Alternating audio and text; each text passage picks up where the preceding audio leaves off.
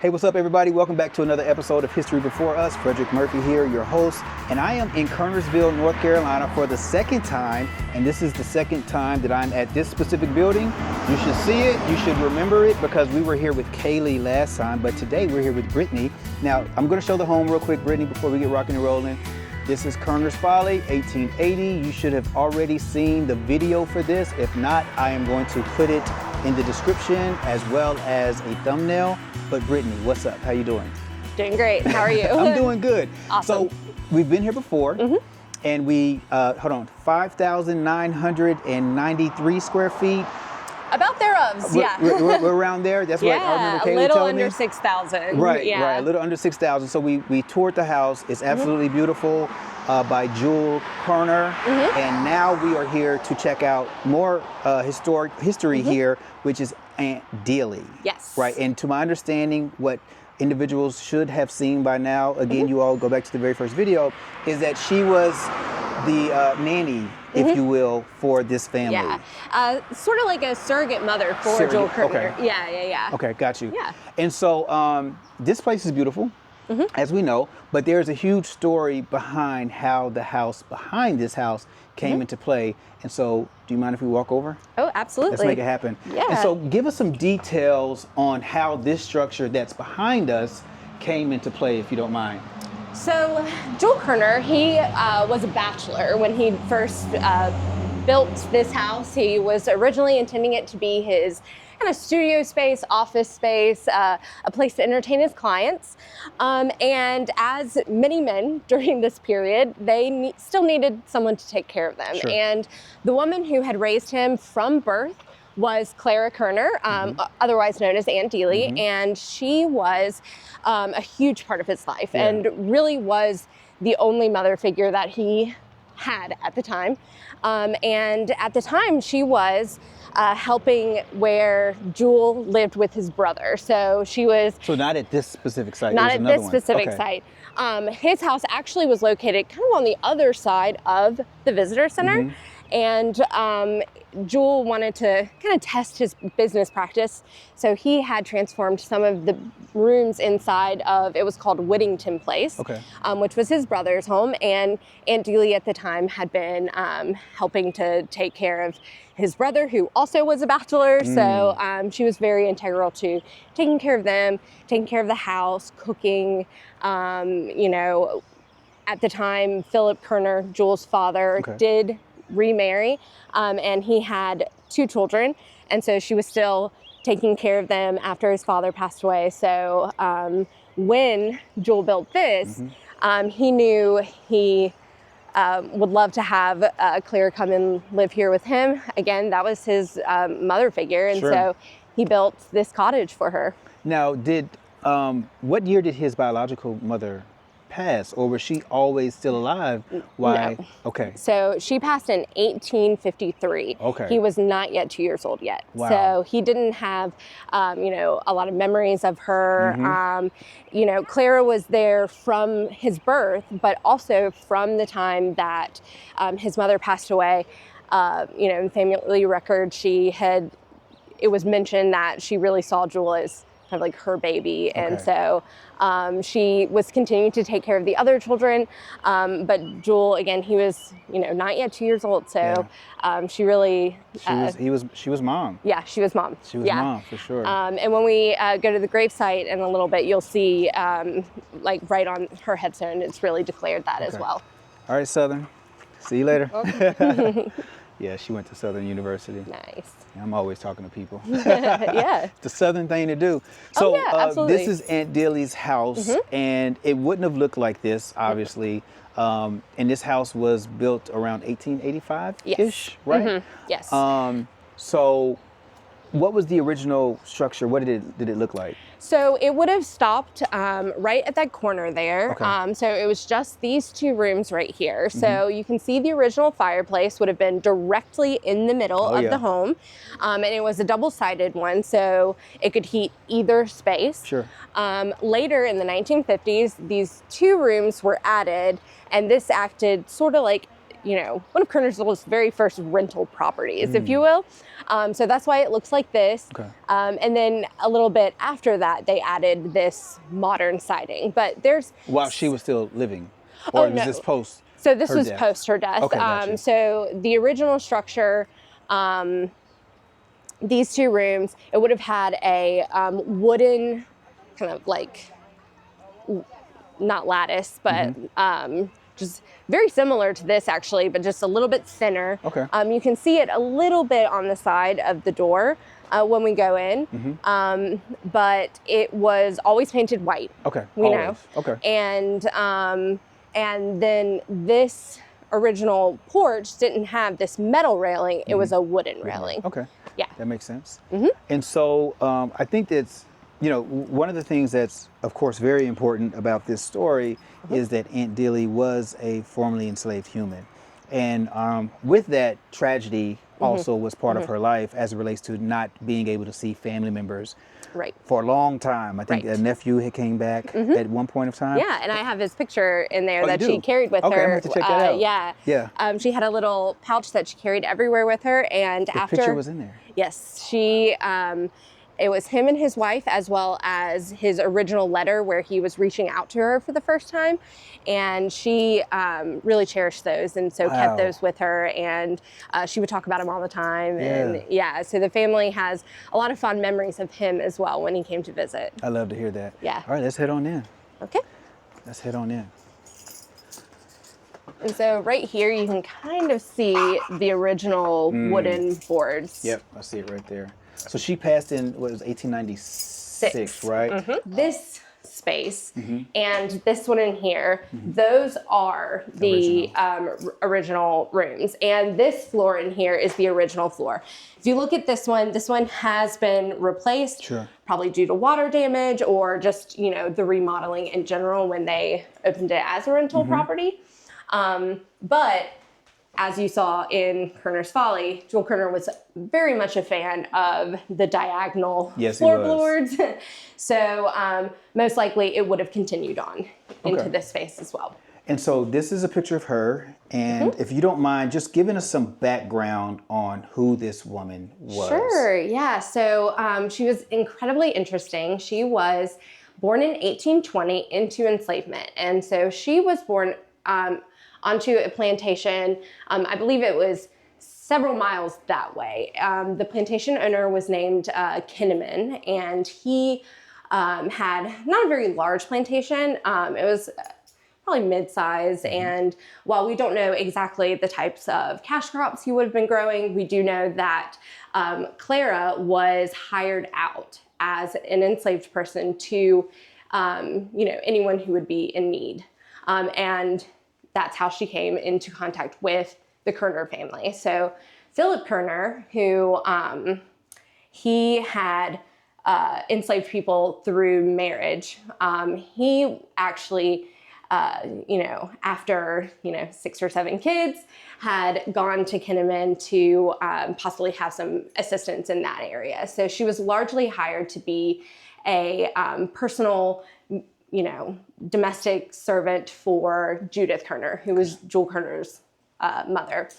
And she was, I think, 14 at the time. So she had been trained as a household enslaved person. And so she came to work with Philip and Judith, and of course that money would have been paid to Kinnaman. Eventually, the last child of Judith and Philip was Jules Körner. He was born in 1851 on January 31st, and he was considered the pet of the family. He's the baby boy, and Clara and him had a really close connection. So just a little under 2 years later, Judith passed away of pneumonia. So Philip had several small children at home. Several of his children at that time were old enough and grown and had moved out. But I believe it was 4 young children at the house at the time. Clara continued to care for them.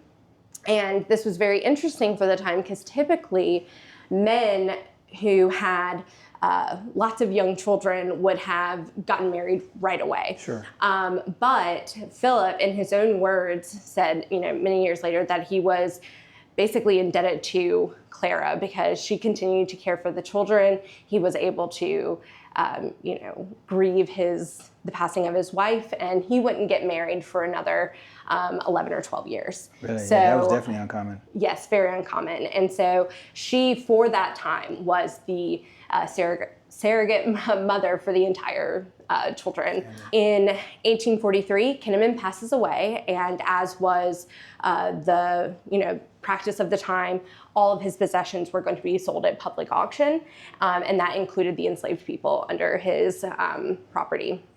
So Charity, who was Clara's mother, she worked tirelessly, basically going around the community trying to find good situations for their children, for her children.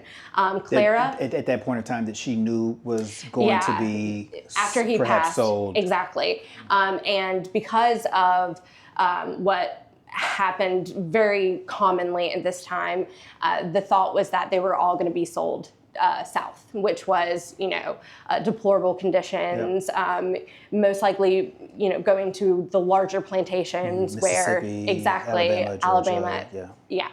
And Charity did not want that for her daughters. She had three, so Clara, Mary, and Elise. And Clara, she had been with the Kerner family. So Charity, of course, went to the Kerner family asking them to purchase Clara. And so that's what they did. And Mary, a really interesting story with her is that she was able to be connected to Quaker, a Quaker missionary group, if you will. And they were going to be traveling north to free states, particularly Pennsylvania. And Mary was sold to that group, and that group then traveled north. So we know that Mary settled in Pennsylvania.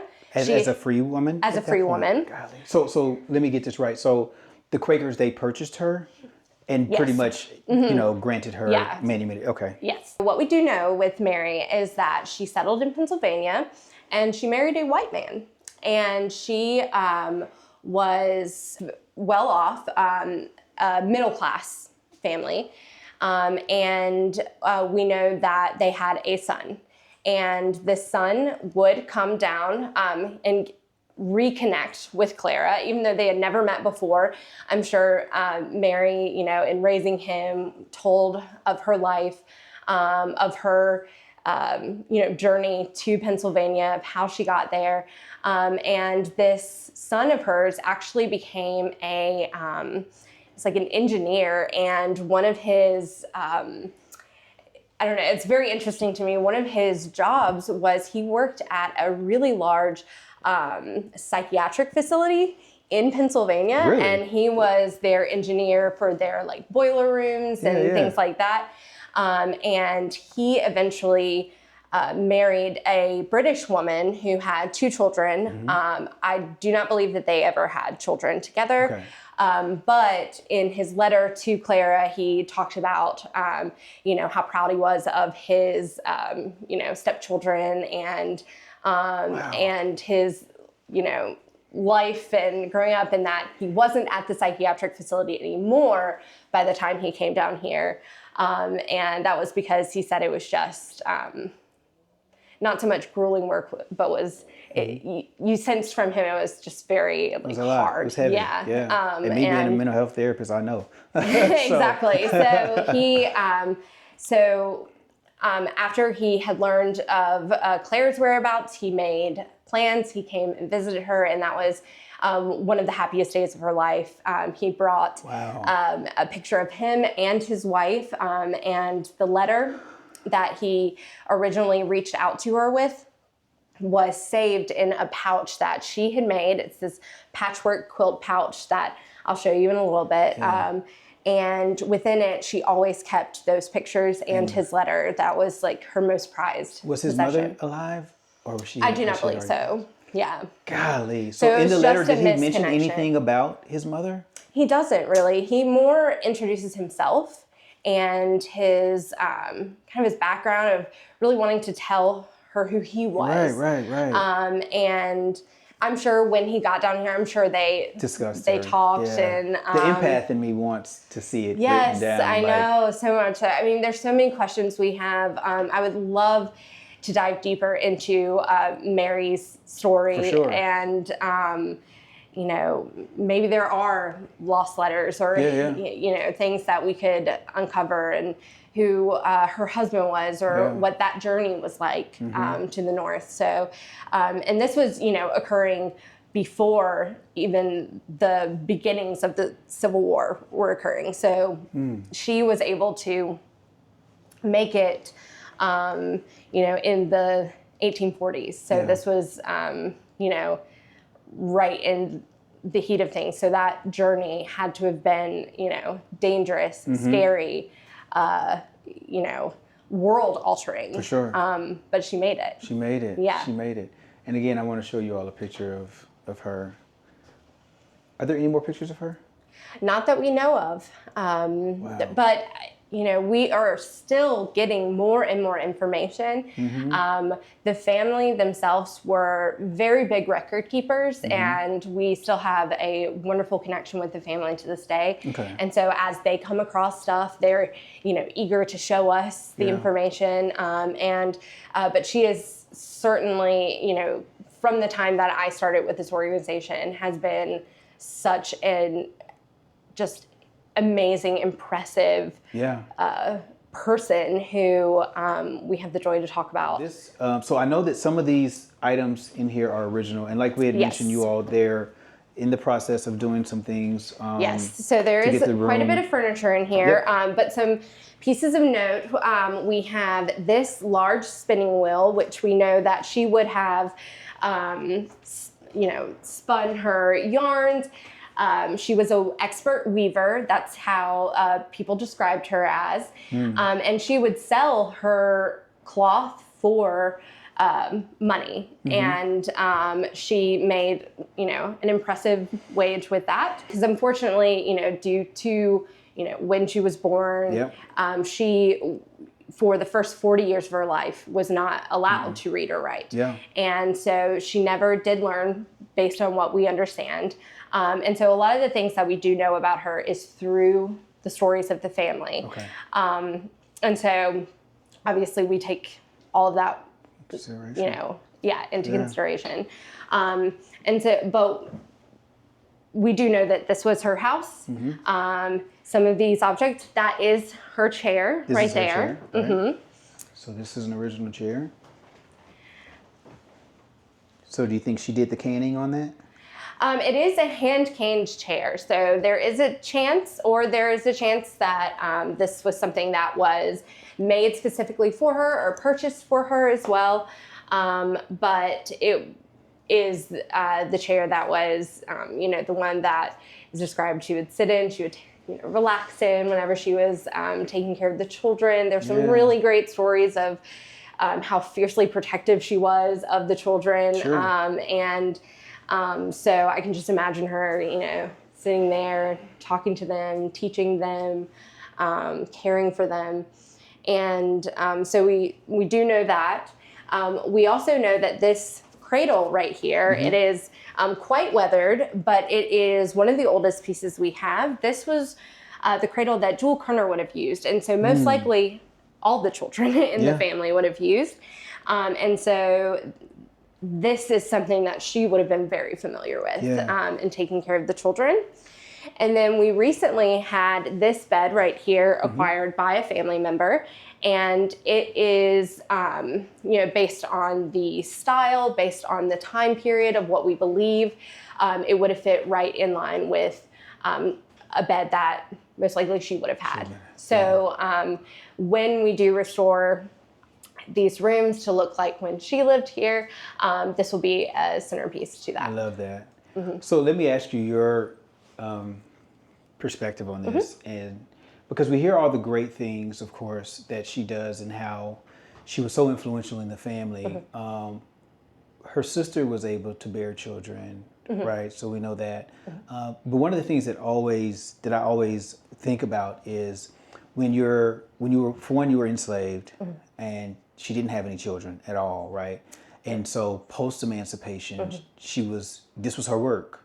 Yes. Right. And so she dedicated her life to these children. Yes. And obviously protected them like a mama bear would, because those were pretty much her children at that point. But I always think about just how life could have been different if you weren't under those circumstances. What if you had your own children? And even if you did at that point, would your status have eventually pulled you away from them anyway? You know what I'm saying? Like, it's such a psychological thing that, it takes critical thinking and, just kind of this exploration of the woulda, coulda, shoulda that leads us to kind of wonder, like, well, was it good that she didn't have any kids? Because if so, would she been taken away from her kids like she was taken away from her mother, and so forth and so on, And so that's just always some food for thought whenever I hear aunt this, uncle that, Exactly. Yes. And, like I said, because we don't have her own words, her own thoughts, her own feelings on this, we can never truly know what her feelings were. We can never truly know what she would have chosen for herself if she could have. And what we do know is that the family themselves did love and care for her and see her very much as an integral part of their daily lives and of their family, an extension of it. Again, was this a situation of, protection, of understanding of how the world works, of not being able to make those decisions. And so where is the safest for me? Where is the, where can I go? And that's what her mother essentially wanted. It was like, hey, I know the deal. I've probably seen this happen before. Right. So let me put my children in the best situation. And at least for two of them, we know for sure was the best situation. The one going with the Quakers and then her coming here. And obviously we don't know the details about the other sister, whose name was Elise. So we don't know much about her, but we know she wasn't too terribly far from here. Yes. So, situationally, we also don't know if she, was sold to the family who owned the Nissen Wagon Works, if they then resold her, or if she worked for the Nissen Wagon Works, or maybe she was a domestic servant, or, we just really don't know anything after that. We've tried to pull information out of, census data, the slave schedules at the time. And an interesting point about the slave schedules, if I'm sure you understand what those are, they were basically the census for enslaved people.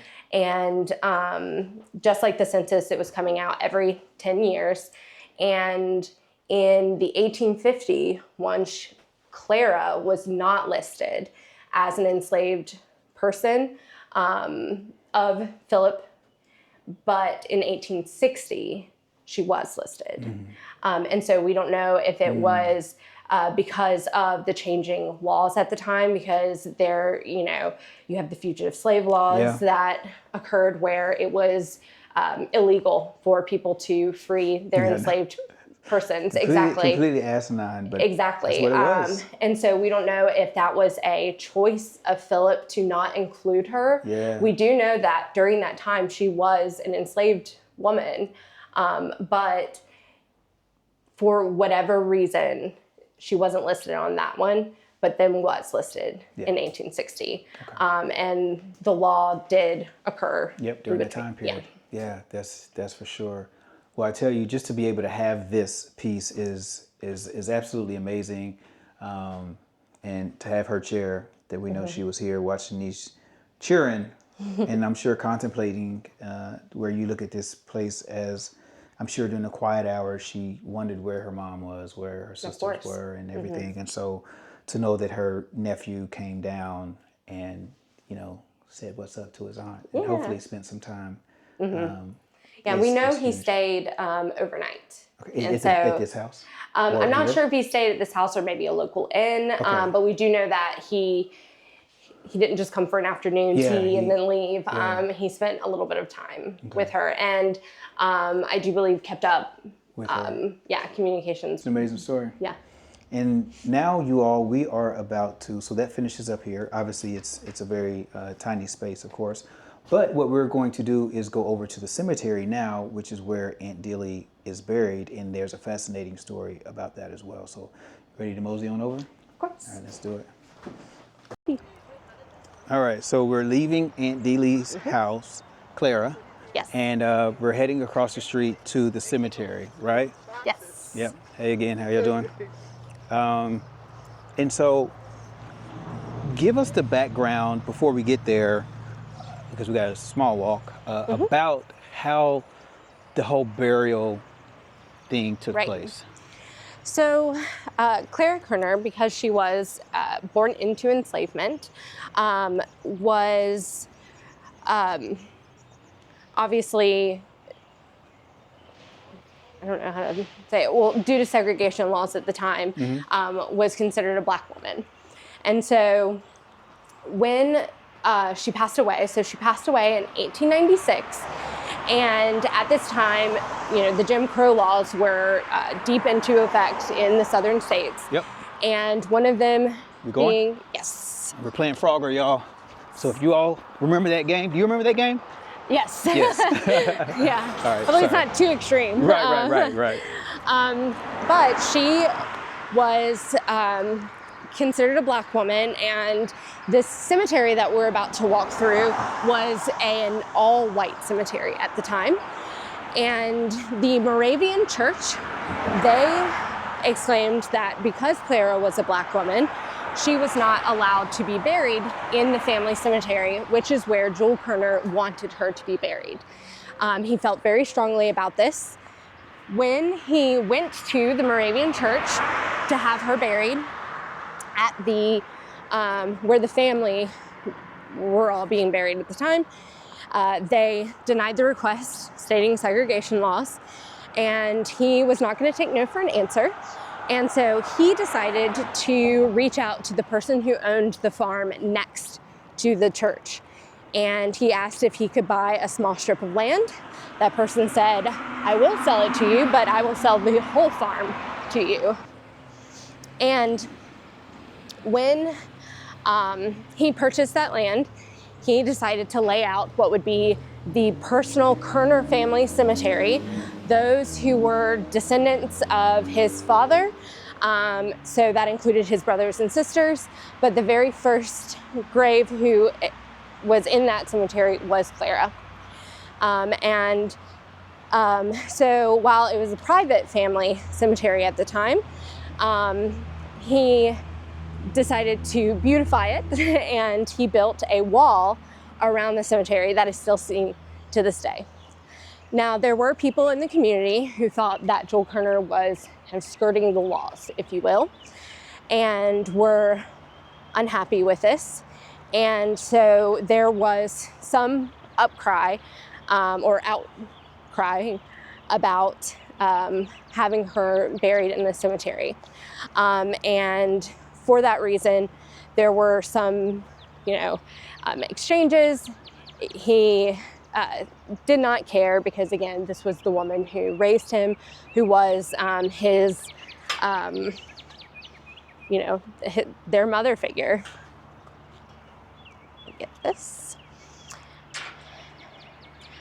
So this is the God's Acre Cemetery here at the Moravian Church in Kernersville.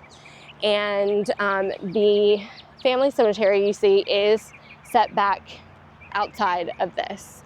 And there were people within the Moravian community who, as you can see, Moravians, part of their burial practices is that everyone in death is equal, and they all face the rising sun, which would be this way. And so this section of cemetery is a little outside of the Moravian tradition. Yeah. So she was the very first one, and she is the way that the graves are positioned is positioned in the same way that the other, headstones. It is the traditional size of the Moravian headstone. And so what's interesting is the inscription that they put on there. It says, "By the loss of our mother at an early age, she assumed the special care and training of we, the children of Philip Kerner, for which we all place this stone to her memory." She was someone who a lot of people had a relationship with in the community. At her funeral, he had it on the lawn of Kerner's Folly because there were, it was packed out. Yeah. And it was presided over by both a black minister and a white minister, and he made sure that the ceremony was desegregated. Okay. And it was on his private property, so that was... he could do what he wanted? Yeah, that's what he wanted to do, and that's what he did. And so again, while we will never know exactly how she felt and how she was with the family, we do have these other anecdotes that tell us of at least how much the family cared for her. Yeah. And wanted to make sure that, in death she was respected and she was honored. And so this whole cemetery was basically designed in that respect. And after which the other family members were buried here. So Jules Körner. Post her. Yep. Yeah. Mm-hmm. Wow, that's pretty amazing. I'll let you all see right here. So where's Jules buried? He's right over there. Let's see. Yeah. Okay, so his name was Julius. This whole time I thought it was Jules. Well, okay, here's the thing. Okay, talk to me. On a lot of his records, the census records, he says Jules, and his, baptismal records and everything that says Jules. His son was named after him, also Jules. Yep. His son was named after him, also Jules. So I believe he may have taken Julius, which is, the Latin version of it. Yeah. He was definitely someone who liked to, make things a little bit more fancy. Yeah. Just like with changing that. the spelling of the name, with the umlaut over it. Yeah. So he, while this is one of the only places I've ever seen his name as Julius, he went by Jules. Went by Jules. Yeah. This cemetery is a prime example of, regardless of the time period, people always have the choice to do the right thing. Right? From the standpoint of humanity, right? And Exactly. so we're looking at a person who thought enough of this person, meaning Jules, thought enough of Clara, Aunt Dealy, to build a whole section to where she can be humanized in death. Yes. And then he wanted to be buried in the exact same space, and of course other family members. Yes. Right? And so I just think that goes to show the testament of humanity and how there's always time to do the right thing, even though it may be hard, even if you're going against the social norms and you may be the quote unquote black sheep of the family.